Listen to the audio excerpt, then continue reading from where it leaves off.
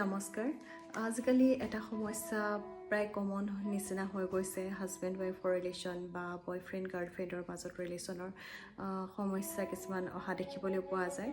এনেকুৱা ধৰণৰ সমস্যাবোৰ লৈ পেলাই প্ৰায় কিছুমান ফোন কলছ আহে তো মই এটা বহুত সহজ ৰেমেডি লৈ আহিছোঁ যিটো সকলোৱে কৰিবলৈ পাৰে যদি আপুনি বিচাৰিছে আপোনাৰ ৰিলেশ্যনটো বহুত বেছি মজবুত কৰা আপোনালোকৰ সম্পৰ্কটো বহুত বেছি মধুৰ কৰিবলৈ তেনেহ'লে খুব সহজ এটা ৰেমেডি আপুনি শনিবাৰৰ দিনা 11টা লং ল'ব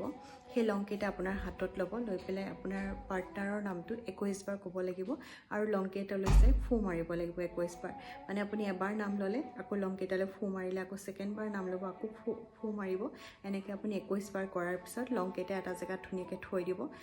দেওবাৰৰ দিনা আপুনি সেই লংকেইটা এটা পাত্ৰত লৈ জ্বলাই দিব